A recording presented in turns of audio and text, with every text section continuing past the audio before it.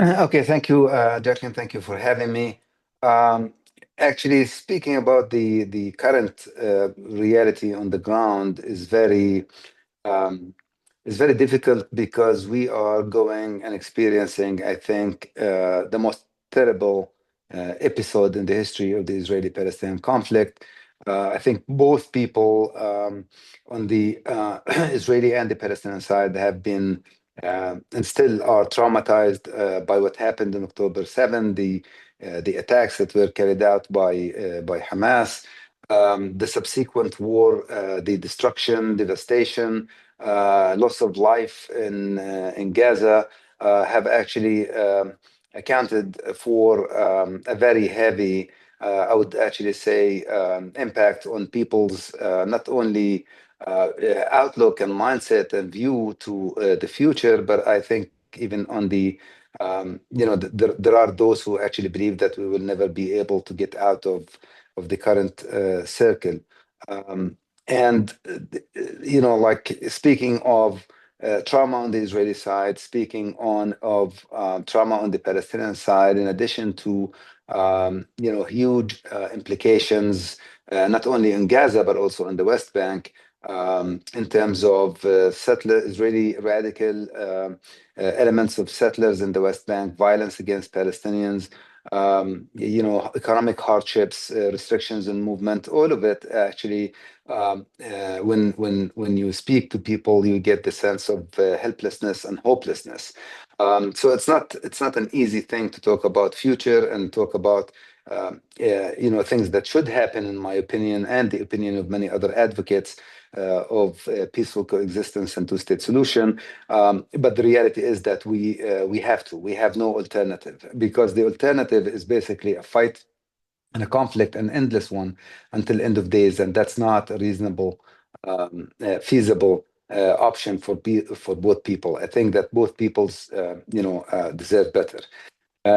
Addressing the question, the immediate question now, we are going through a process of a ceasefire, and that process of a ceasefire is witnessing actually release of Israeli captives and hostages every week. That ends, however, in early March, where a second phase of the ceasefire is ought to be negotiated, in fact, finalized before even we get them, and start to actually implement the second phase of it. And the reality is that these negotiations have been floundering, and so far we don't really know whether this will actually be the case, or that negotiations and second phase will flounder even beyond March 1st. And there are those who actually think, in fact, not think, in fact, there are those who actually call for resumption of war and hostilities. That's on the reality in terms of field or the ground, but on a wider international and regional scale, as you pointed out, we have calls from President Trump of the U.S. To relocate Gazans out of the Gaza Strip, and to basically build a Riviera of some sort in the Gaza Strip, and bringing in people from all kinds of different countries to live in it. Which I think, and suggesting, that Jordan can take some, Albania can take others, Egypt can take more. In a nutshell, I can tell you that the reaction, not only the official reaction of countries and neighboring countries, has been negative, but of course, the Palestinian reaction to this is negative and will continue to be, in my opinion, negative. And that's not going to be an alternative to the current reality, or the conflict, because when you come to think about it, none of the Arab countries in the region are willing or ready to take in more Palestinians, and such transform the conflict from Gaza geographically into an area in Jordan or an area in Egypt, because this is what they expect will happen. It will undermine their own national securities the way they see it, and on a short term, nothing might happen. But on a medium term and a longer term, of course, this would be another sort of like circle, deepening and widening it to the region, that would witness a conflict with Israel, and no one sees that as a solution. Okay, could you just talk for a minute about the power, the clout of the man who was supposed to be Trump's partner, Mohammed bin Salman of Saudi Arabia, who has written recently in some detail, about the way forward for a Palestinian state. What kind of clout does he have right now with Trump? To be honest with you, I don't know what kind of clout he has with Trump. I know what clout he has with the Arabs, with the Palestinians, and with the Islamic nation. Saudi Arabia is a leading country in the region. It has, it's a wealthy, powerful country that heads and leads Arab countries in so many different ways. It, in fact, also claims against, the extremists of Shiites regime in the region, including the Islamic Republic of Iran. They compete over who leads the Islamic nation, and Saudi Arabia has been on that sort of like track for so many years now, for 4 years since the declaration of the Republic, the Iranian Islamic Republic. And therefore, the ideas and thoughts and efforts to try and get a normalization deal between Saudi Arabia and Israel was, I think, one of the hopes, and still is one of the hopes, that could actually move this region, including with the Palestinians, from the current cycle of violence and conflict into a much more prosperous future.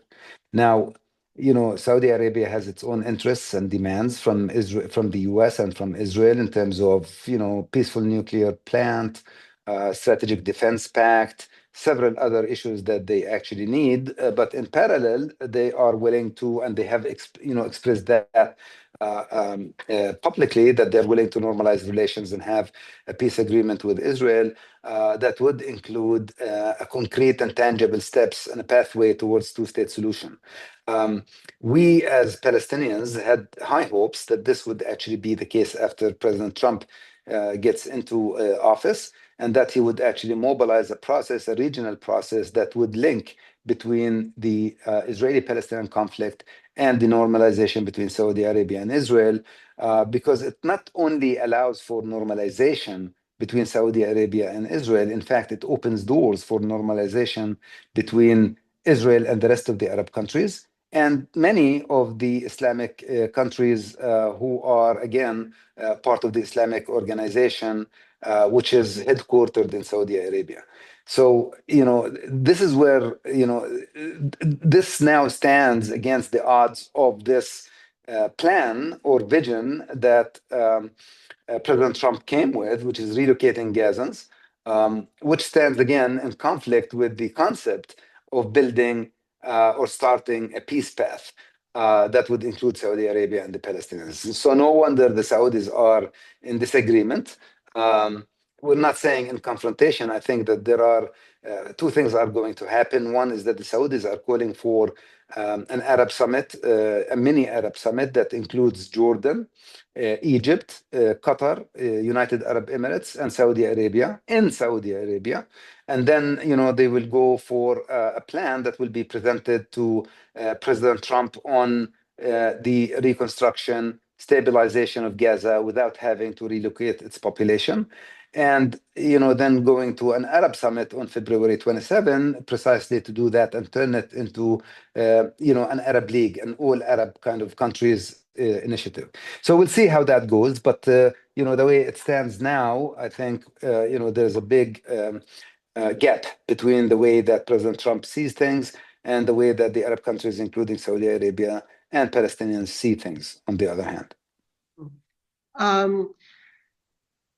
We've heard things about who will govern Gaza if things turn out according to the best possible scenario.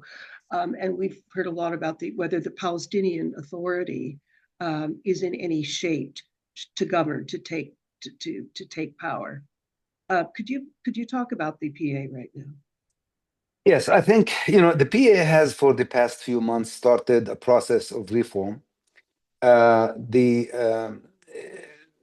Definitely, there is a lot of need for internal reforms at all levels within the Palestinian Authority.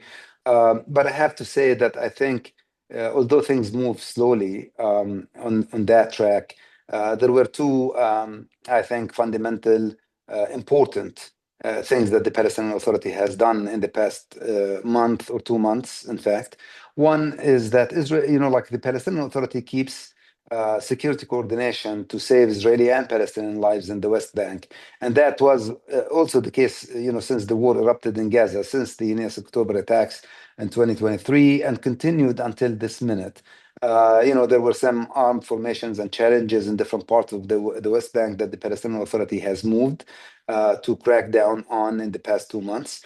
Some people might criticize the PA for having too little, too late, but I think, in my opinion, there is no such thing as too late. Like, whenever you start because this is an ongoing challenge. And the other, I think, a significant reform step that the Palestinian Authority has taken was to stop, the call, like the commonly known policy or law of pay to slay, which is like compensating Palestinian prisoners in stipends and salaries for imprisonment and being jailed in Israel, and turn that into a social welfare system that would only pay people, individuals, families on need basis, on socioeconomic needs basis. So the Palestinian Authority does actually do things, and I think the path for the future is heavily focused on the deeper reforms that the Palestinian Authority takes. So I need to actually put that up front in order to actually say that the Palestinian Authority, I think, in terms of capability and performance, is not really in a perfect position to land in the Gaza Strip tomorrow morning and basically take it up. Having said that, I do think that there is enormous pressure that is being applied on Hamas, not only by Arab countries, in fact, even including by many people inside Gaza, because to tell you the truth, I think that Hamas is capable of continuing to launch guerrilla warfare against Israeli soldiers inside the Gaza Strip if the war is resumed. But Hamas is completely powerless, completely unable to do anything about the huge needs of the Palestinian population in the Gaza Strip. I mean, estimates go between 50 to 70 billion dollars in terms of reconstruction, early recovery. I mean, Gaza needs life back, and Hamas has no means and no resources and no legitimacy with the international community to actually deliver any of that.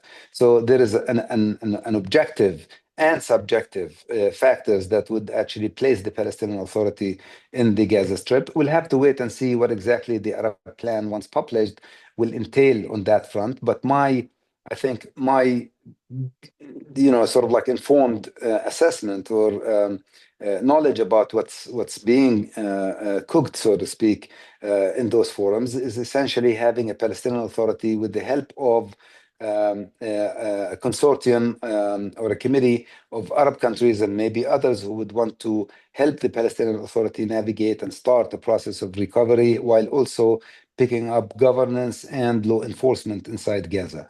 This is not going to be an easy task, but I think it's the only alternative to what we have, which is the Hamas militias that have controlled Gaza so far. And the other obstacle, Hamas, of course, is reluctant. I mean, they say that they're willing to give up Gaza, but governance in Gaza, but they have conditions, like that they want political survival. They still want to have some sort of like security or militias presence that only answer to them. I mean, there are problems with it, but I think it's on track. And the other key obstacle that we still face is that there's an Israeli government position which is against placing Gaza under the Palestinian Authority. And that's declared repeatedly by the Israeli Prime Minister, who says no Hamas and no Abbas.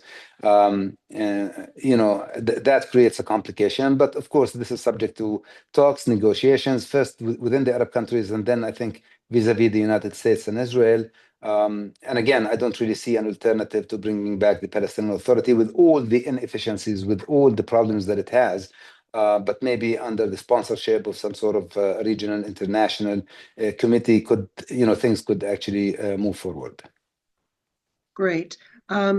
Speaking of no Abbas, what do you, I mean, he's what, 89 years old? Around. Around. As far as a successor to Abbas, we hear that polls show, and I met with Khalid Shikaki in your town in Ramallah 2 years ago, and he told us that the most then, and I think it's the same now, that the most popular leader is Marwan Barghouti, who's currently in jail. Would you say that's still true? And who is preventing his release? So many Palestinians who've done very violent things have been released. Why not him? Who doesn't want him to be released? Uh, okay, first of all, I would have to say I slightly uh, I mean, it's a little bit more complex than what has, public opinion polls has been suggesting for some time now, because I do think that, people have overstepped in polling what Marwan Barghouti uh, confused what Marwan Barghouti is about while in jail and what Marwan Barghouti could be about while actually, released from jail. In my opinion, Marwan has developed over the years, especially among younger generation, an image of a freedom fighter, a non-corrupt, person or official who sacrificed his life for the, for the sake of homeland, et cetera, et cetera. And I think it's not really these things will have to be tested before he gets out. And of course, he will never be or become a president before presidential elections are held. So if Marwan Barghouti were to be released tonight, as we speak, that does not mean that he's installed as a president. He will have to wait until elections are, happen, and he will have to compete with other people. And then, whether or not he will become a president will, in my opinion, depend on so many things that he will say and do in the meantime. So it's a little bit more complex than the fantasy that, that was created, which I think is a fictional fantasy, that if he's released, he becomes a president. That's not exactly, how it works. I think I would go back to the earlier question. President Abbas is 89, 90 years old. In terms of succession, President Abbas has three key positions, and those have to be filled, and each one of them will have to be filled in a different mechanism. Palestinian Authority, and he issued recently constitutional declaration basically saying that elections has to be held in the event of vacancy in about 90 days, renewable only for one time period, which is like maximum of 180 days. And he named the speaker of one of the PLO councils as the interim president who would not run himself for elections. So that solves it for the Palestinian Authority. We have other key positions, which is the chief, and that is like the center of power that we have, which is Fatah.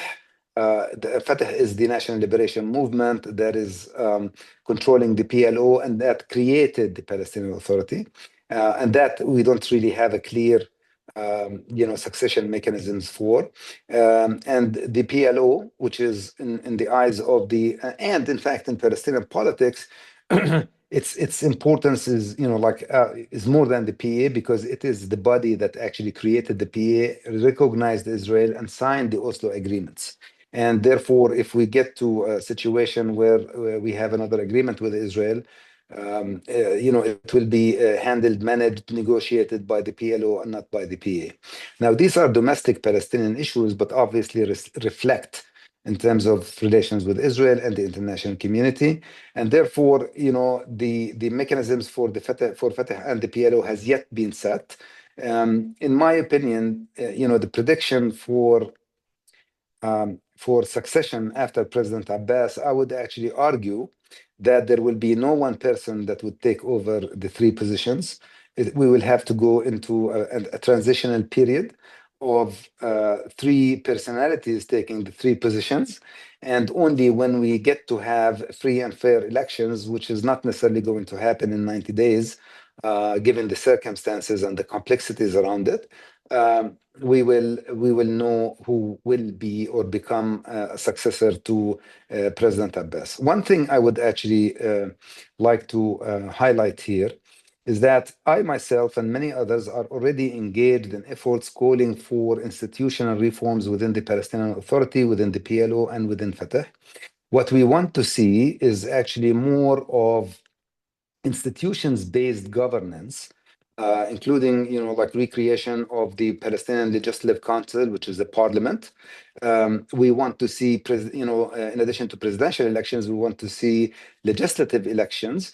We want to see a system that is accountable and responsive, and therefore it doesn't really matter who the single, prime minister or the single president is, but the institutions with checks and balances are.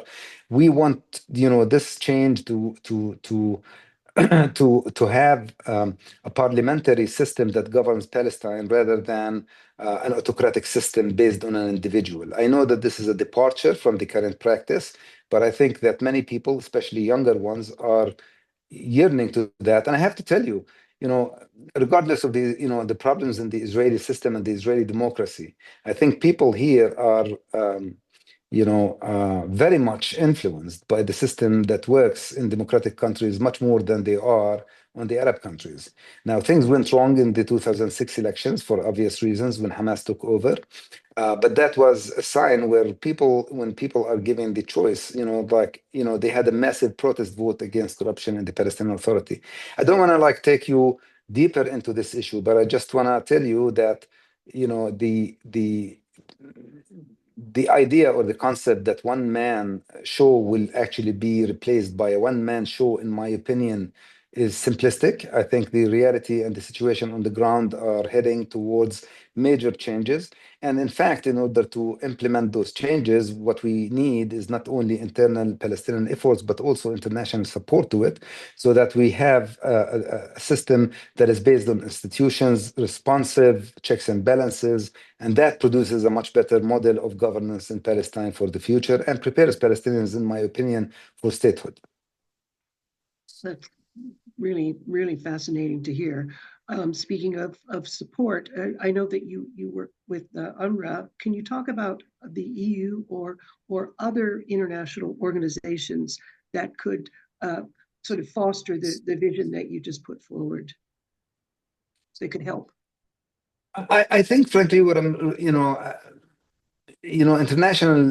what I mean by international support and help, in fact, at two levels. One is not only institutional, and we did have so many governments who actually would help Palestinians in so many different areas of reform, whether it's by expertise or finances and funds and contributions. But what I'm referring to is more of, in addition to that, is more of a genuine sort of partnership with the governments and parliaments around the world who would want to see a different Palestinian governance system. I think the European Union, even US and Canadian, by the way, government had actually supported, this, lacking one, I think, aspect which is badly needed, a sustained pressure on the autocratic Palestinian system that we currently have, and I'm referring to the Palestinian Authority and the West Bank, in order to introduce genuine and deep reform, and reforms that would actually transition Palestinians from where we are now into a better reality. One example is that in 2021, we were preparing for elections and these elections were canceled. And, about 36 lists had already registered for elections. 28 of these lists, mainly of about 1,300 people, independents who wanted to run in the elections. After the elections were canceled, they all went home because we still have no political party law. Those people could have registered themselves in under such a legal framework, and could have started working, presenting different models for people other than Fatah and other than Hamas. So when we get to elections, people have so many different options, more of a coalition system and a parliamentary system. We have not done that. There is no pressure on the Palestinian Authority to allow that. And I think, with more sustained pressure from inside and hopefully also from outside, these reforms would actually be introduced so that when we get to be ready for elections, there will also be readiness in terms of which parties and which individuals run to these elections. And of course, this has to do also with preventing, for example, people who embrace arms and have militias from running into elections. I mean, it has so many different positive dynamics around it. Um, Again, I'm foreseeing that this could actually, it's not impossible, it could actually happen. We need to make it happen, and we would need international help. That's what I was like referring to, which is like official governments' interventions with the Palestinian Authority in order to make this happen, meeting pressure that comes from within the society to actually make it happen. On the sort of opposite pole, with continued violence by Israel in the West Bank to property, people, and crops, is there a rise in support, especially among young people, for Hamas? This kind of thing can grow out of despair, but they could be seen as the national liberation group, let's say. Yes, that's very true.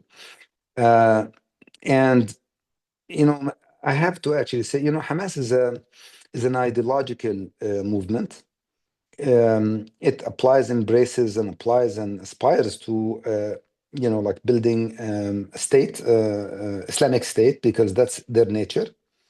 I think, most people, including Christians, by the way, who live in Palestine, uh, look at certain aspects of Hamas when it comes to resisting the Israeli occupation the way they see it. And that is where Hamas actually gets bonus support, in fact, inflated support, because it's not about their ideology, it's not about who they stand for. It's about, the conflict with Israel. And the Palestinian Authority is seen as colluding with the Israeli occupation, doing nothing. In fact, security coordination is extremely unpopular, which is meant to save lives, but it's not explained this way to people. And people live under again movement restrictions, settlers' violence, military rule essentially that controls all aspects of their lives. And out of desperation, younger or even sort of like older people would tell you that they support Hamas, over the Palestinian Authority because of them standing up to the occupation. The problem that we have, in my view, is that there has been no alternative, to the Hamas route of the death and destruction or the PA's autocracy and corruption.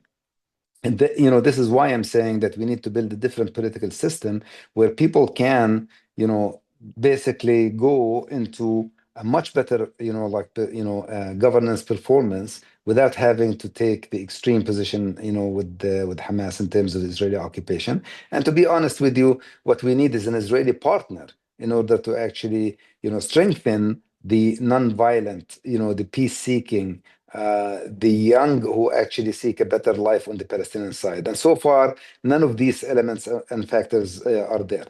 I have, I want to say something that I think, even if people think it's controversial or unconvincing, but I think deeply believe that this is not the right time, especially after the war, after October 7 attacks. It's not the right time to gauge Israeli public opinion on love and peace towards Palestinians. Similarly, it's not the right time to gauge Palestinians' attitudes towards Israel. We are both people are in a trauma, and still post-trauma has not really been concluded, if you will. We need a healing period we need the process that moves us both from the terror of what happened on both sides, and I emphasize on both sides. It's not a blame game. Like some people say, oh, but Hamas is to blame. Yes, Hamas is to blame.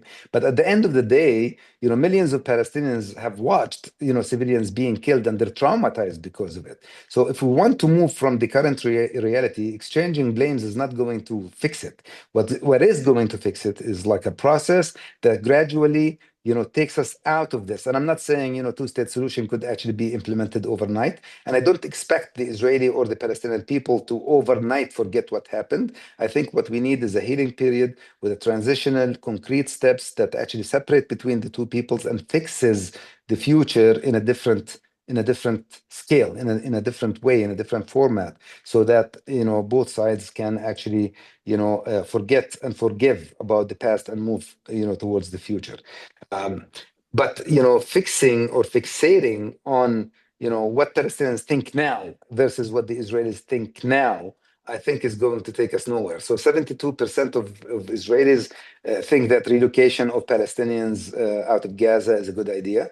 And 70% of Palestinians support, violence against Israelis. If we take that and say, okay, so it's not working, both publics are, just want to kill each other, we're not going to get anywhere. I think, again, wise leaderships on both sides would actually have a healing period, give people time to heal, and move them towards a gradual process that actually heals the past and builds for a better future. And to that end, what about Israeli groups in the peace camp? Are you meeting with them? Are like people like you meeting with them? Is there any progress being made among those groups? There are, yes. I've engaged actually in so many different encounters, meetings, conferences. We continue to talk to each other. I think the problem, and one of my suggestions to those people was, and those groups was that we actually need to start a new strategy. We need to work within. They need to work within Israel. We need to, especially younger generations, and we need to work within Palestine and actually plan for launching something new publicly, because doing it in a discreet manner has not really been an efficient thing. You only hear voices of Palestinians who are against, quote unquote, normalization. And you hear also of Israeli voices who are against Israelis who want to coexist with Palestinians. And, the voice of coexistence and peace has actually, not only diminished, it's there, but it's not as vocal as it used to be. And therefore, we need to find a strategy and build around it and try to basically come back. I, speak publicly with the exact same thoughts that I've actually, been expressing now. And I have no problem in actually, doing that in media, whether Palestinian media or Israeli media for that matter. The problem is that you can't change things alone. We need to actually mobilize, we need to advocate within our own societies before we get together. So the short answer is yes. Such initiatives continue to actually exist. But the more complex answer is that we actually need to review strategies, and we need to get public as much as possible, so that Israeli people and Palestinian people know that there are those who actually want coexistence, and they are not going to give up. But what will stop the settler violence in the West Bank that just seems to be getting worse and worse and worse? The settlers' violence in the West Bank, by the way, I think against the odds, and as I started, like I don't want anyone to think I'm naive, because I'm not. I've been living, this reality since I was born. So I know the hardships, I know the problems very well. And I think people were asking me when President Trump came with his idea about relocating Gazans. And by the way, I know that President Trump is the president of the United States, the almighty, all capable, but I don't really think that his plans about relocating Gazans are implementable for so many different reasons. But having said that, I think the impact, one of the worst implications, is that this embraces the Israeli far right agenda, including extreme and radical settlers, who see it as an opportunity not only to push Palestinians out from Gaza, but also from the West Bank. It emboldens radical settlement leaders and activists to actually try and make hell out of Palestinian lives in the West Bank in order to actually get them out of here. Now, it makes the situation worse. I think, what is needed, to be honest with you, is a shift in policy of the current Israeli government. And since I don't expect that this will happen because some of the extreme settler leaders are ministers in this government, I think, probably, with a change in Israeli government system that reflects more of the Israeli public, political representation rather than a minority group of settlements, may have an effect on that. There are so many things that need to change. One of them is the fact that if we continue to have an Israeli government that is basically controlled by Israeli radical groups and parties, like Smotrich and Ben Gvir, who actually called publicly for transitioning, transferring Palestinians, this is not going to help the situation. Again, I'm not naive, and I know that so long that this continues, there will be that. And on the other hand, there will be Palestinian resistance. The question is, how to get to a situation where you have a wiser, more sensible Israeli leadership. And by the way, I think that most Israelis are opposed to those Israeli settlers, violence and attacks against Palestinians, and they know that this fuels the conflict. It doesn't end it. It doesn't help ending it. It, in fact, creates, and this is like the paradox, like using more force and more violence, and that goes both ways, by the way, does not make the conflict easier to manage. It makes it much harder to manage. Exactly like, Palestinian violence against Israelis creates, more hatred and reactions. Same thing, when with settlers' violence on the Palestinian side. So a sensible society and political leaderships on both sides are the ones who need to fix it. So that lays actually heavy responsibility on the Israeli side, much more than it does on the Palestinian side. Right. I mean, what would make the majority of Israelis believe that violence in the West Bank is a block to a future of peace? I think first of all, I have to tell you, and I don't want to like go back into history, but I have to tell you that the extremists on both sides have figured that the Oslo process early on is vulnerable to violence. So in 1994, we had an Israeli American radical who entered into a mosque in Hebron and sprayed and killed like more than 30 people who were, worshiping, praying in the early morning. And that was, a trigger for Palestinian sort of like violence to expand, including suicide bombings, which I'm not saying that this justifies that. I'm just saying, that both extremists on both sides figured out early on that the way to kill the peace process was to resort to violence. And sadly, unfortunately, they have been very right about that. The Israeli prime minister was killed not only by one individual, I'm talking about Rabin in 1995, not only by an individual, but a mindset and a mentality that was rejecting, making compromises to the Palestinians. And same thing on the Palestinian side, we had like Hamas and Islamic Jihad, who had an agenda of basically killing the prospects of a peace process at the time. So they went massively in suicide bombings against Israeli civilians. At the time that the Israeli army was actually putting out from, and creating paving the way for a peace process. The question is whether or not the two publics are going to continue surrendering to extremists on both sides, continuing with this. Because if this is the case, trust me, violence will continue to be the main sort of like controller of Palestinian Israeli lives. The alternative is there. And, in my opinion, again, I think that bulk of Palestinians, in fact, majority of Palestinians and majority of Israelis, now Israelis don't express support to two-state solution because they fear that territorial concessions could actually bring back an October 7, again, because of the trauma that we were just talking about.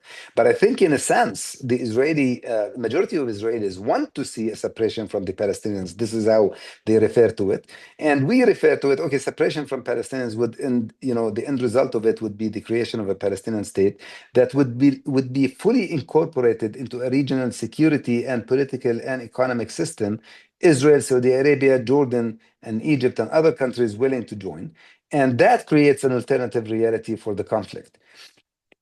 we're not ready to actually move in it yet. We're just trying to get to the beginning of it. And once we do, I think voices of extremism will be weakened on both sides. If those radical settlers are represented by 90 Knesset members, or they represent the majority of the Israelis, I would then be prepared to give up.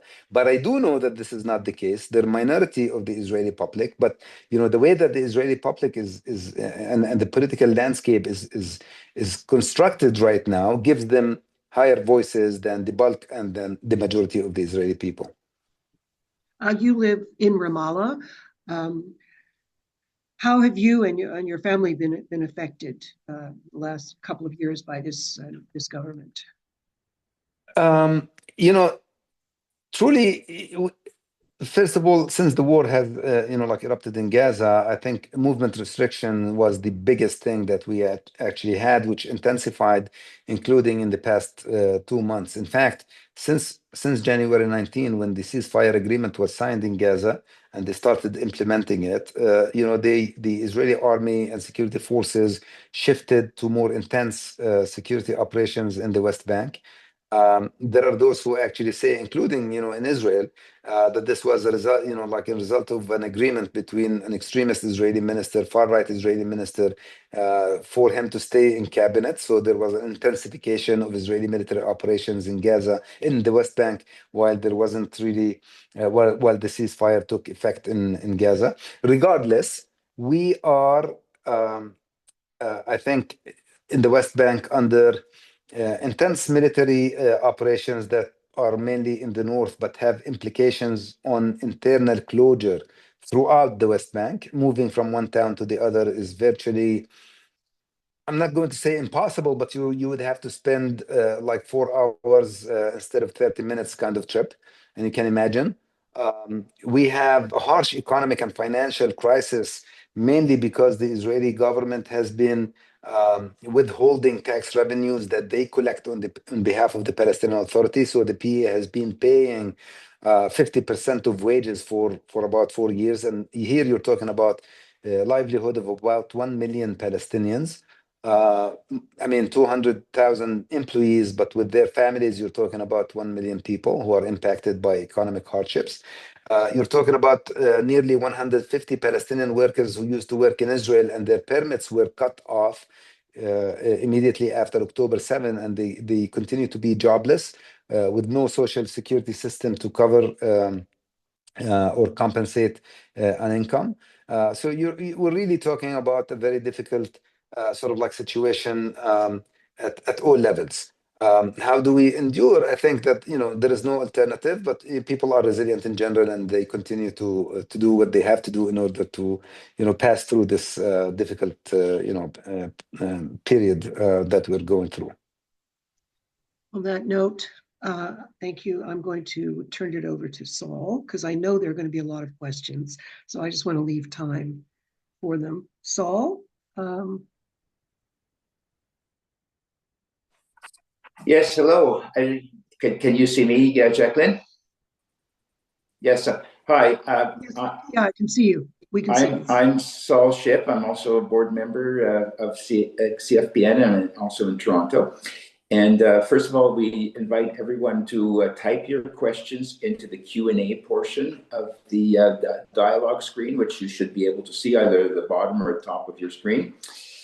We already have about 8 or 9 questions, so I'm going to go ahead with them. And I've got a few of my own, but we've got so many that I think we're just going to run with the audience questions already. Very interesting one from Alida van der Veen, who asks, do you see the possibility of the UNHCR replacing UNRWA in Gaza and the West Bank, since UNRWA has been blacklisted by the Israeli government? And has UNRWA really been functioning in the West Bank? Sorry, what's the second part of the question? Has UNRWA been functioning recently? Yes. Interesting. I'm actually researching that topic that this question addresses in terms of UNHCR replacing UNRWA. I think the short answer is this. This is subject to whether or not this will be the case. This is subject to a vote, a decision, or resolution by the United Nations General Assembly, which actually created UNRWA. So it's not an easy process because it requires the appraisal, the review, and the approval of the world's largest body, which actually created UNRWA. And it's interesting because what I'm researching um, is would it actually serve UNHCR? Would it actually serve better interests of the Palestinian people and broadly interests of the Israeli-Palestinian conflict in terms of ending on a note where the refugee problem would actually be resolved in the context of final status negotiations.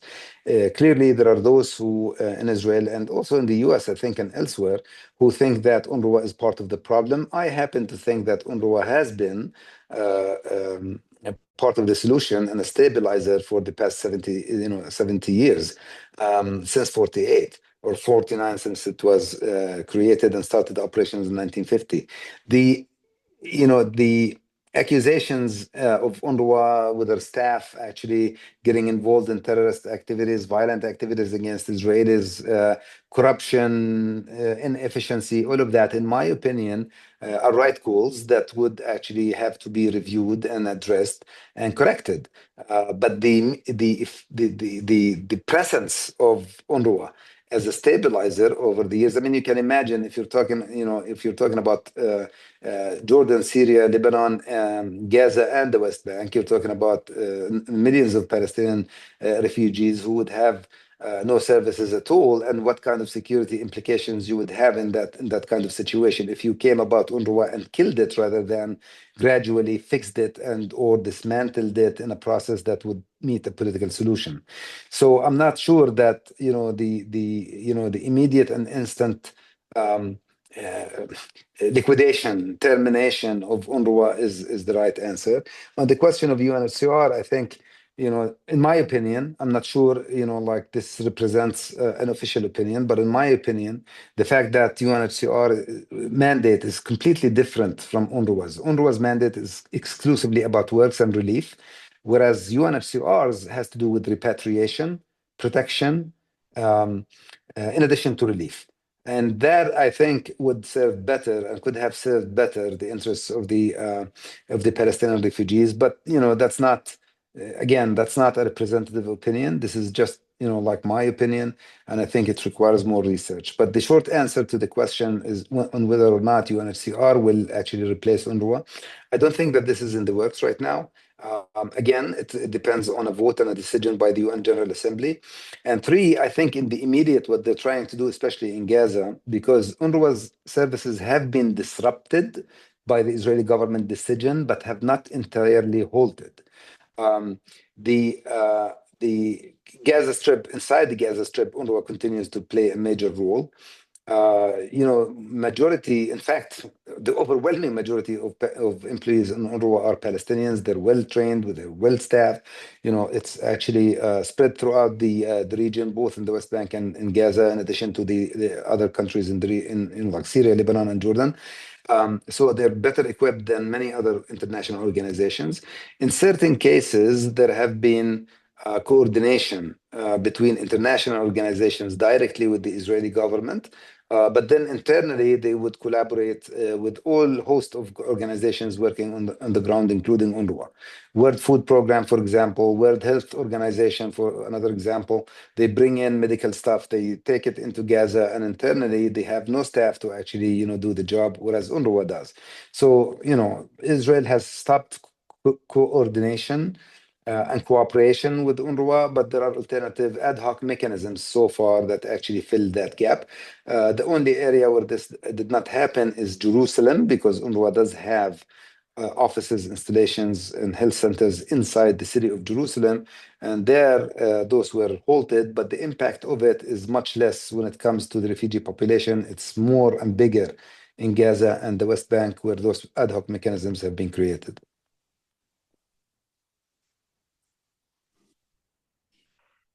Yeah, I just received a very interesting question.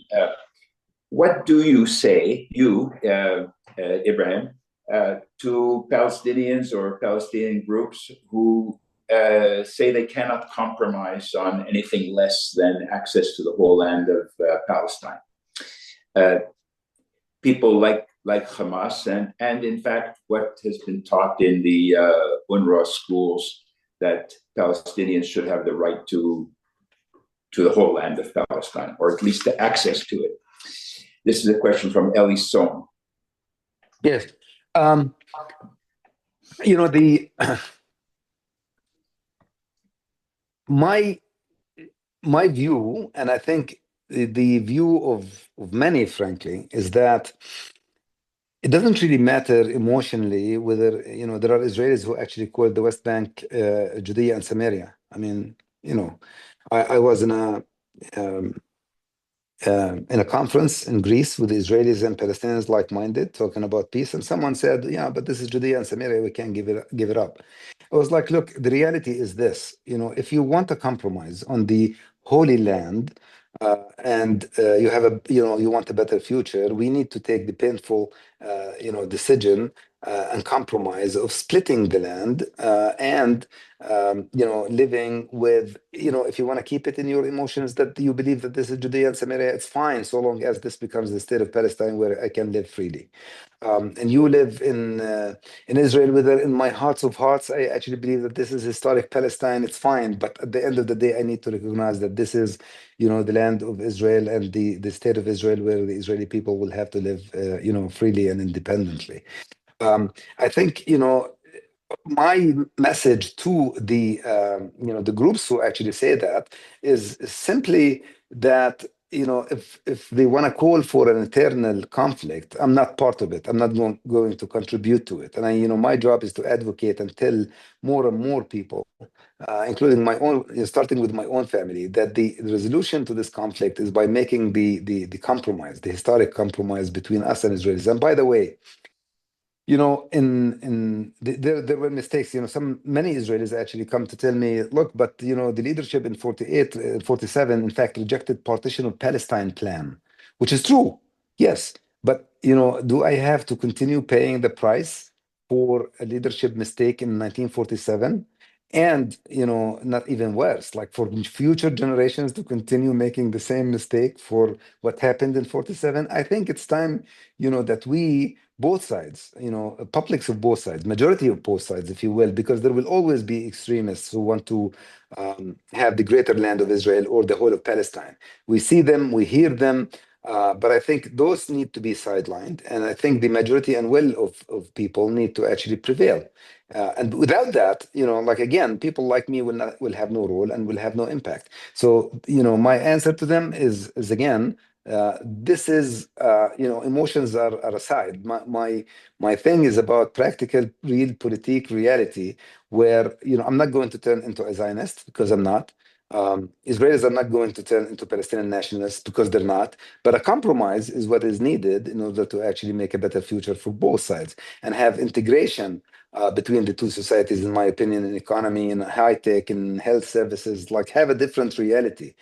I don't see this as an impossible mission. I just see that for the past 3 decades, the peace process was derailed, extremists have taken over, and that's why, for many people, including observers, they think that the situation is doomed. I tend to disagree, and I'm not, willing to give up. I think the alternative is much stronger and is much more prosperous, and it will happen. The question is when. And again, the contribution that I want to make is actually, quite the opposite of this direction that those groups are saying.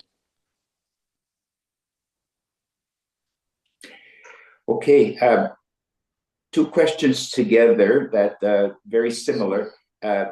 Gabriella Gallagher, who is our chair, happens to be in the West Coast right now.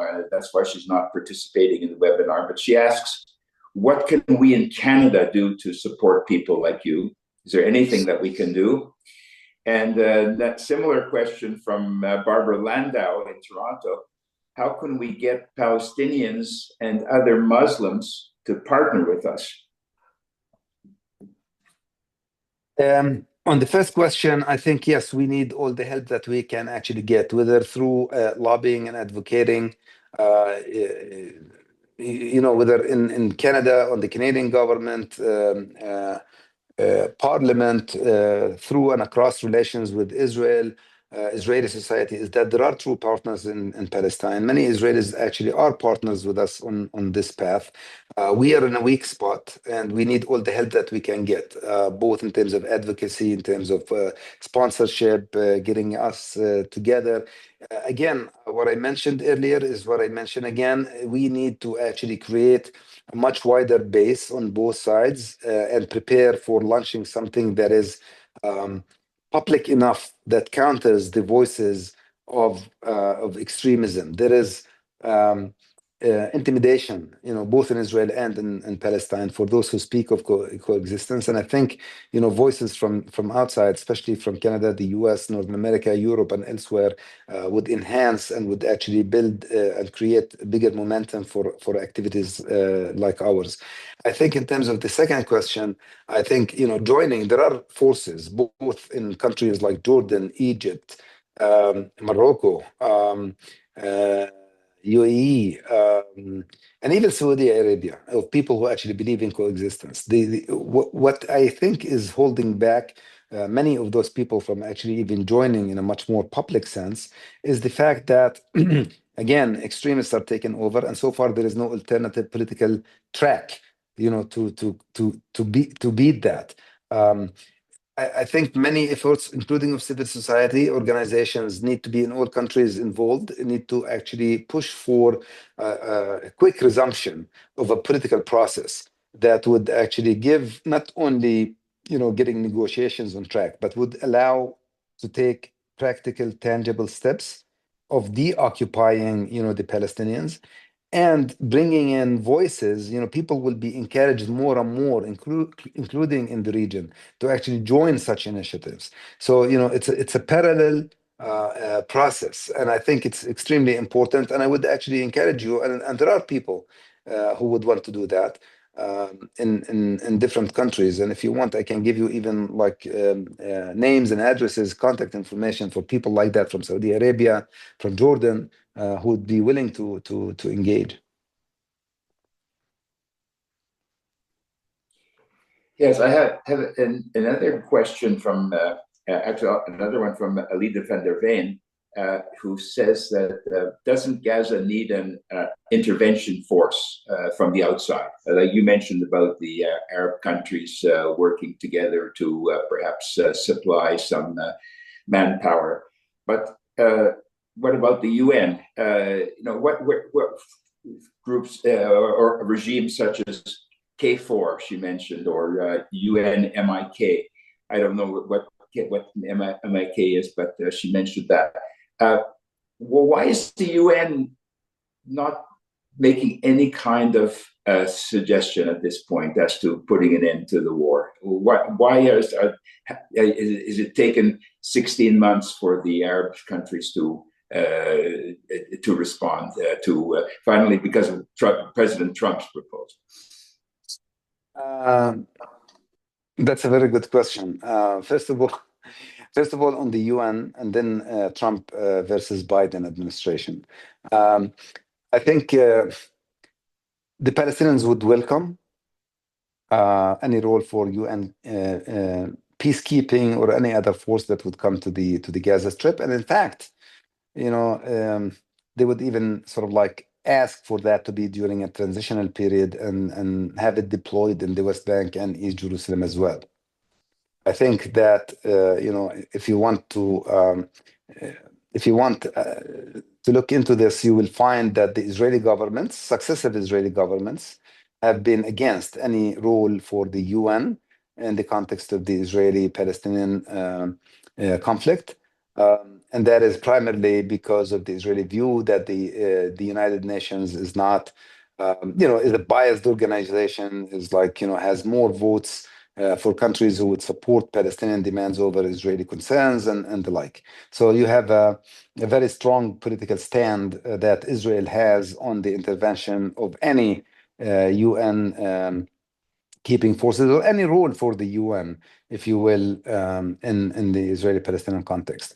Now, it's not that the Palestinians have given up on that. I think that the alternative workable, structures of bringing in countries that are willing to actually assume that role with the consent and cooperation of both sides is what has been used as an alternative. This, in fact, was at one point, applied in Hebron in the past, where we had a temporary international presence of international monitors, and that included countries not working under the UN, but actually, a number of countries, including Norway, Turkey, Sweden, and other countries. At present, the discussions, and these are not conclusive, but the discussions are about bringing in an Arab, sort of like paramilitary or military force, police, with maybe international participation. It's not conclusive, I have to say, because this would require and is contingent on the Palestinian Authority, requesting it, and it's being discussed. It's not really ready yet, but it's plausible that you have some sort of an arrangement like that. And I think, by the way, that no one should be under the. I don't really think that countries want to send in what they call boots on the ground to enforce law and order. They want to be there helping the Palestinian Authority enforcing law and order, and there is a difference. And that's the crux of this discussion that is inconclusive right now. But on the other question, why did the Arab countries wait? Frankly, under the Biden administration, the war continued to unravel. And by the way, this is part of Israeli public discourse right now, is that this agreement that was signed under Trump, and you call it, like the Trump effect, could have been possible like months ago under the Biden administration, but the Israeli government then did not approve it for internal political considerations or otherwise. And I'm not saying this as my opinion. This is basically a public debate in Israel. Like, why didn't you do that before? It was available at that time. Even the Biden administration, as they were leaving, were actually saying, oh, we had this agreement back in May, but Hamas refused it. In Israel, there are those who actually say, no, it was not Hamas that refused it. It was Ben-Gvir and Smotrich who influenced the prime minister in Israel, and he refused it. Now, regardless, I think the Trump effect has came in with the ceasefire, pushing for a ceasefire that was signed on January and started on January 19. Now we're actually in a floundering process because there are so many hiccups and problems. And I think all attention needs to be put on whether or not there will be, successful negotiations to resume the second phase. I have serious concerns that this might not happen.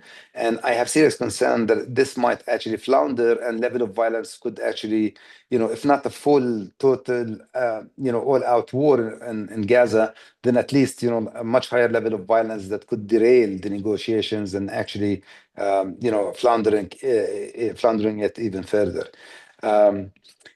The solution that the Arab countries, or the plan that the Arab countries are trying to come up with, is an alternative to the Trump plan, which is relocation of Gazans. By the way, many here now are questioning whether or not Trump is serious about relocation of Gazans, or transfer of Gazans, or creating a Riviera into a different thing, which is about relocating or transferring Hamas leadership from Gaza. But he meant to start high up, and then he's like willing to negotiate. I don't know if this is true or not. This is like, a speculation at this point. But again, I think that what we are really witnessing is a floundering negotiations for the second phase, and that's a source of concern. Longer term issue of the Arab plan, convincing Trump and starting, stabilizing the ceasefire continues to be a moving dynamic. We have a few more questions, and I know we're really running to the end of our time, but we have another maybe five or so minutes. So if you could just maybe give very short answers to these questions. One is, does the PA still communicate with Hamas now, and with whom do they communicate, if they do? Technically speaking, yes, they do communicate. Substantively speaking, they don't. Meaning that they have reached a deadlock. Hamas continues to place conditions that the PA is not willing to accept, including an implicit and indirect role in governing Gaza. So the PA has entrusted Egypt, who has a much bigger influence on Hamas, to actually sit aside and let the PA manage all civil and law enforcement affairs in Gaza. We'll have to see how much that works. But again, as I said, I think the weakest point that Hamas has, which the PA is sensing very well, is that they have nothing to offer the Gaza population once the ceasefire is stabilized. The huge needs for Gaza require international legitimacy and regional legitimacy, which Hamas does not have. And therefore, the PA is the only force that can actually play that. There are many nuances, many complexities around that, but the main intellectual on these issues right now with Hamas is Egypt. The PA technically talks to Hamas, but again, there is no substantive talks that are ongoing right now. Paul Milgram asks, do you have any prediction as to whether the change in government in Syria will affect the events in Israel, between Israel and Palestine?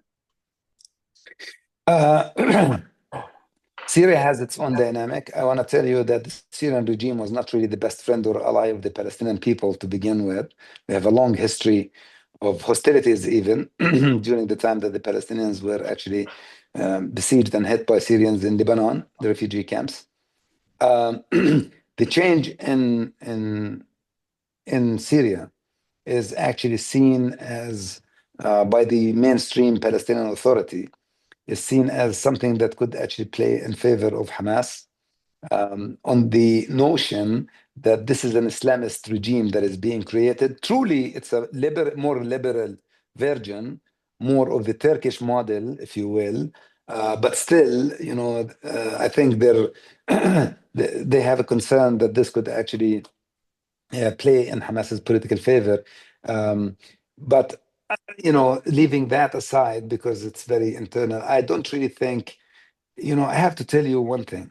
I am one of those generation born right, after the occupation. I've seen so many things going on around the world, including the collapse of the Soviet Union, Gulf War One, Iraq One, Iraq Two, you name it, so many crises around the world, and in the region. And we always measure what kind of impact do they have. I think, frankly, the lesson that I learned almost 60 years after the fact is that nothing really, nothing really impacts us more than actually us and the Israelis, our partners, to actually fix this problem. And waiting for outside forces to fix it for us, I don't really think it's the way. Whether negative or positive, I think it lies here between Ramallah, Tel Aviv, Jerusalem, East Jerusalem, West Jerusalem, much more than it does, because the Syrians right now have their own interests and they have their own issues. I don't really think that they're preoccupied with the Palestinian-Israeli conflict as much as they are occupied with building their own, country and their own future, and I wish them well. So, I would actually say that it's, people say, but the axis of evil has been worsened. Iran has no longer influence. On Syria, which was helping radical. I take that, but they will always find alternatives, and the spoilers will continue to be spoilers, and again, it just falls on us much more. There are actually those who say quite the opposite, that the fall of the Syrian regime and the Iranian, are saving their support to Syria to give it to Palestinian radical groups in the West Bank to make it even worse. So at the end of the day, I think spoilers are spoilers, and we need to focus much more on our Israeli-Palestinian dynamics in order to fix this and move forward. Taking impact from others could be minor if we actually focused on the central goal that we need to do. Okay, I have one last question. I hope you don't mind staying to answer it. I hope you can answer it quickly. From Martin Nash, how much influence is there from the imams and other religious authorities? And he doesn't mention whether that's in West Bank or in Gaza or both. Is that an important factor in the political negotiations or in public opinion? In public opinion, it is. In political negotiations, I don't really think it's that much. I think, in the West Bank, we have a system where the Palestinian Authority, as a secular actually authority, has managed over the years to control 90% of problems that were coming from mosques, where you have random radical people would stand up as imams in a voluntary basis and incite, the public, whether it's on against Israel or against, the Palestinian Authority itself.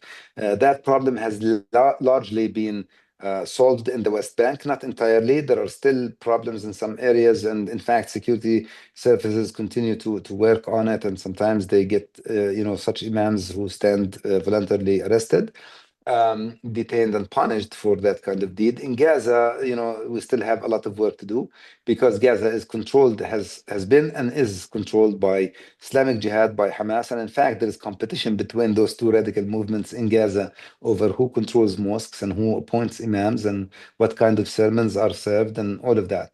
I don't think it has to do with political negotiations necessarily, because those are controlled essentially by the PLO, and that's a different system. In fact, even in 1994, when Oslo was signed, there was lots of incitement by imams and mosques against it, but it didn't really stop it from happening. And I think this time around, if we continue to, work in the West Bank in the same way, and in Gaza, the question is not to disallow sermons. The question is to actually get the right people, the moderate interpretations of Islam in place. There is nothing. I am a secular person, but it's not about Islam. This is actually about the interpretations of Islam, because you can take an imam who would actually tell you that you need to fight until end of days, and you can take an imam who would actually cite Quran and cite the right Islamic teachings, in my opinion, that actually point people to coexistence and moderation. So that, I think, is a job almost done in the West Bank, not entirely, as I said, but in Gaza, there's, again, the question of placing it back under secular control would actually fix the problem on a longer term. Well, thank you so much, Ibrahim. And by the way, I don't know if you looked at the Q&A, but we have already also about another half a dozen people who have said that their thanks to you for participating here, and Thank you. For your moderate views, which are much appreciated. I'm going to try to pass it back now to Jacqueline Swartz, if she's still there, to close the meeting. Yeah. Okay. Well, I just have to thank you for this really exceptional interview, speech, whatever. It's really, really enlightening. We just don't get people like you very often, if ever. Thank you, Jacqueline. Could do it some other time when you feel like you want some sense of pragmatism and optimism into this. So thank you very much for having me.